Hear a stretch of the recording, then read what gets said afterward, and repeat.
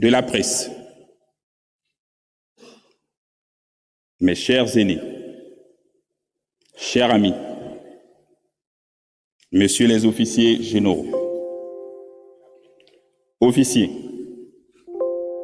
sous-officiers, militaires du rang, mesdames et messieurs, vos rangs, grades et qualités respectés. Gabonais, Gabonaises, mes chers compatriotes, je voudrais commencer cette allocution en m'adressant d'un cœur reconnaissant une action de grâce au Dieu Tout-Puissant.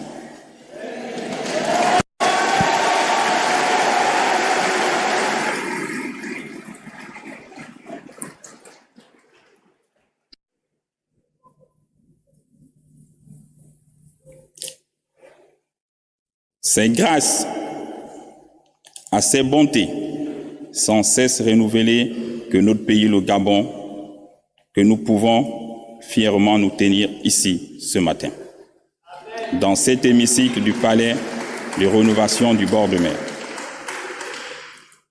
Ce même Dieu qui nous a parlé le matin du 31 août 2023 et qui continue de nous parler est celui qui a conduit nos pas jusqu'ici.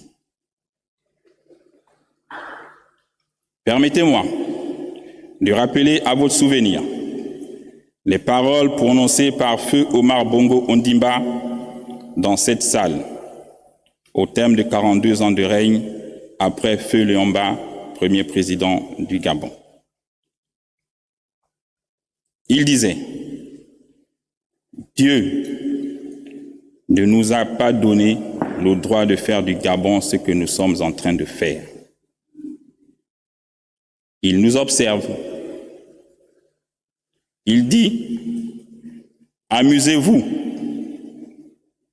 Le jour où il viendra aussi vous sanctionner, il le fera.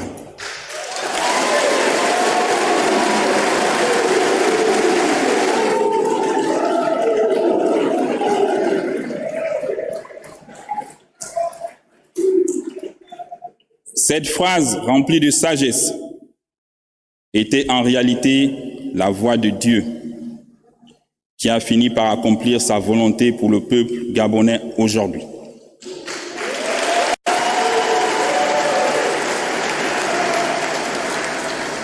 Gabonaises, Gabonais, mes chers compatriotes, permettez-moi d'exprimer mes sincères remerciements à tous ceux qui, nombreux, très nombreux, ont effectué le déplacement pour prendre part à cette cérémonie d'investiture. J'ai une pensée particulière pour tous les Gabonais de la diaspora qui suivent cette cérémonie de là où ils sont. Mais j'ai surtout une pensée spéciale pour tous nos compatriotes qui auraient rêvé vivre ce jour, mais nous ont précédés dans l'au-delà. Je pense à tous les partisans du changement et de l'alternance. Simon Oyonaba,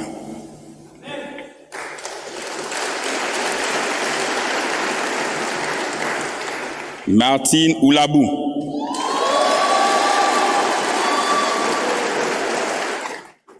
Pierre-Louis Agonjo Okawe, Pierre Mambundu Mambundu, André Baobam, pour ne citer que cela. Comme disait l'ancien président ghanéen, Jerry John Rawlings, quand le peuple est écrasé par ses dirigeants, avec la complicité des juges, c'est l'armée qui lui rend sa liberté et sa dignité.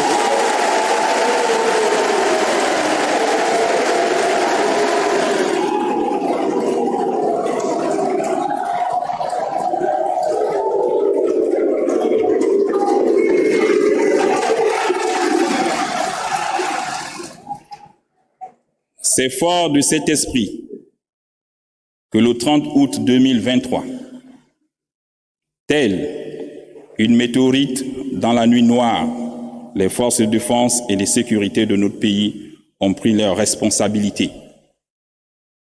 en refusant le coup d'État électoral qui venait d'être prononcé par le Centre gabonais des élections à la suite d'un processus électoral outrageusement biaisé. C'est sans aucune violence, sans heurts et sans effusion de sang que le Comité pour la transition et la restauration des institutions, en abrégé CTRI, a changé le régime en place, qui confisquait le pouvoir des institutions de la République depuis plusieurs années, au mépris flagrant des règles démocratiques.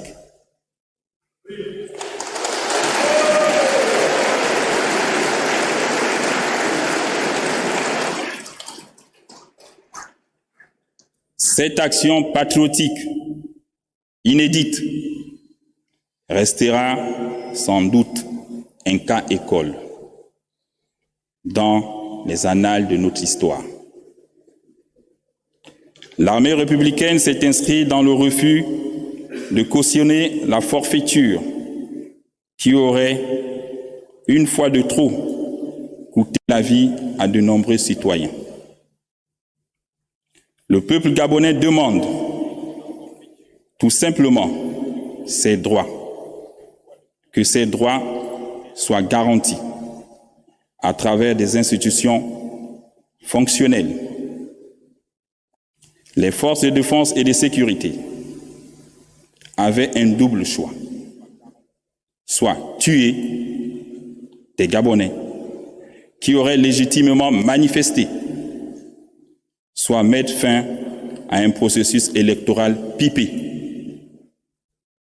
dont les conditions du déroulement ne permettaient d'ailleurs pas l'expression d'une démocratie.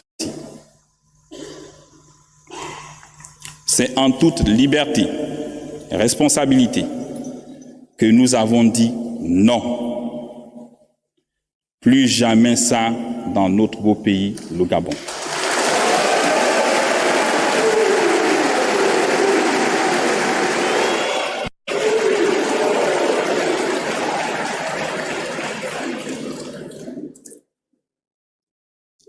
C'est l'occasion pour nous de remercier le soutien du peuple qui, de manière spontanée, a adhéré à cet acte patriotique.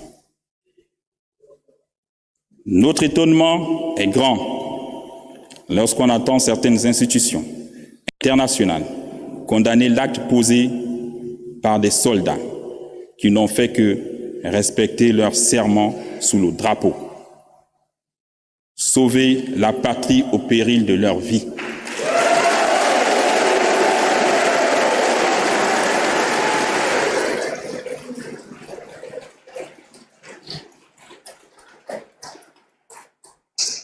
Desmond Tutu disait, je cite, « Si vous êtes neutre devant une situation d'injustice, c'est que vous avez choisi d'être du côté de l'oppresseur. »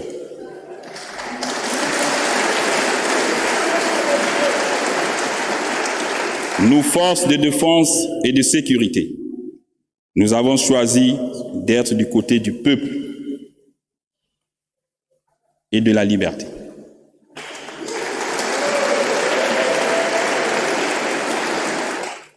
Comme le général de Gaulle jadis pour la France. Chers compatriotes, la Constitution est le texte fondateur d'un État. Elle consacre ses institutions, ses procédures particulières. Or, ces mécanismes de représentation n'arrivaient plus à mettre notre sécurité en situation de suivre. Il est donc important que les Gabonais de toutes les couches s'accordent pour adopter une nouvelle constitution par référendum.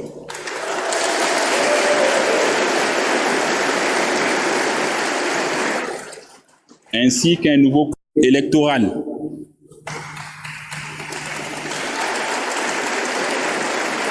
et un code pénal fiable.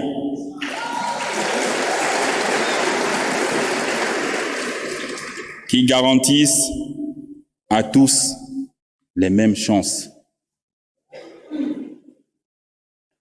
Notre pays, le Gabon, mérite des institutions fortes, crédibles, une gouvernance assainie, plus en phase avec les normes internationales en matière de respect des droits humains, des libertés fondamentales, de la démocratie, de l'état de droit. Je souligne par ailleurs que le Gabon est un pays indivisible dans sa diversité, de ses cultures, sa complexité ethnique et sa géographie. L'unité de notre peuple doit toujours être la condition essentielle pour l'exercice de nos libertés fondamentales. J'y veillerai personnellement durant toute la période de transition. De même, je m'engage à ce que les relations séculaires entre les Gabonais et nos frères étrangers soient toujours des relations de grande amitié, de tolérance et de la concorde. La politique et l'administration dans un pays sont des domaines de la souveraineté nationale. Le dire n'est nullement de la xénophobie.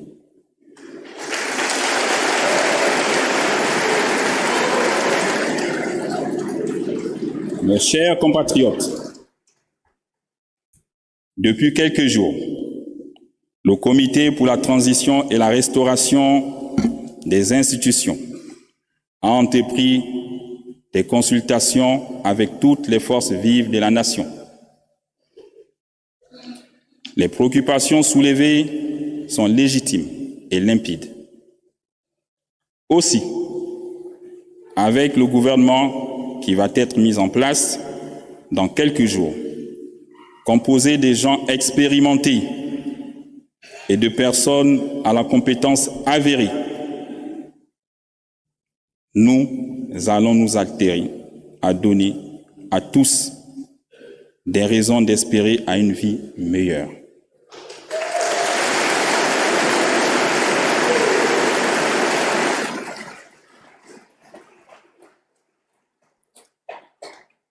Ici et maintenant, je m'engage solennellement à ne ménager aucun effort pour qu'à l'issue de cette transition, notre pays, le Gabon, soit doté d'institutions fortes, démocratiques et crédibles.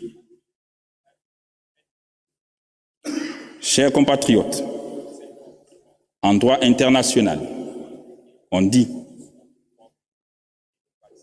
que les relations entre États sont au-dessus des personnes. Autrement dit, les hommes passent, les États demeurent. Le Gabon a été un des membres fondateurs de nombreuses organisations régionales et sous-régionales. Il entend à ce titre jouer pleinement son rôle dans le concert des nations. Peuple gabonais, aujourd'hui, les temps heureux rêvés par nos ancêtres arrivent enfin chez nous.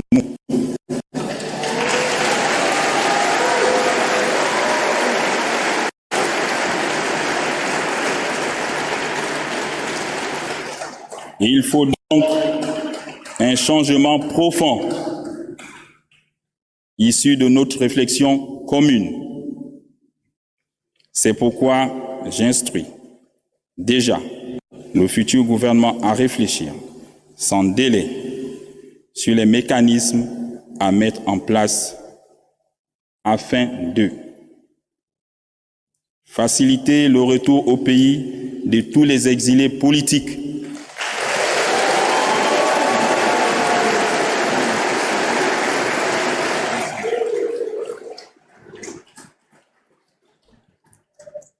rétablir la bourse pour les élèves du secondaire,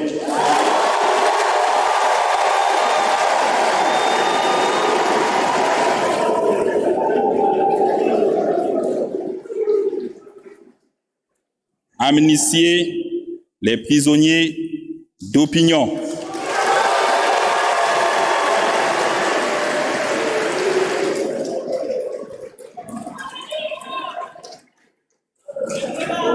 financer l'économie nationale avec les partenaires locaux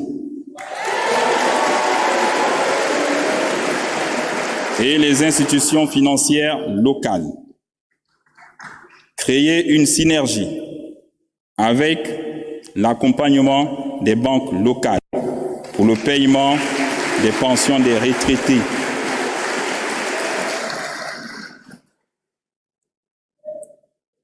et réviser les conditions d'attribution de la nationalité gabonaise.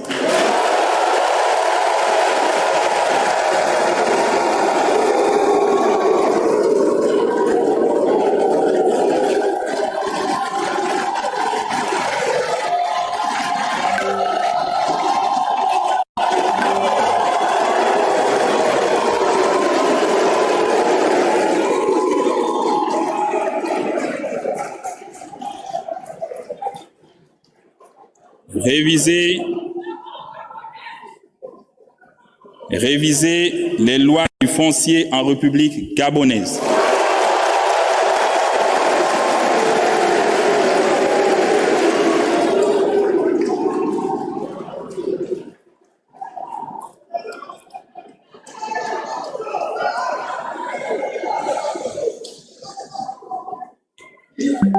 À l'issue de cette transition, avec l'apport de tous les Gabonais, partenaires au développement, nous entendons remettre le pouvoir aux civils en organisant de nouvelles élections libres, transparentes et crédibles dans la paix sociale.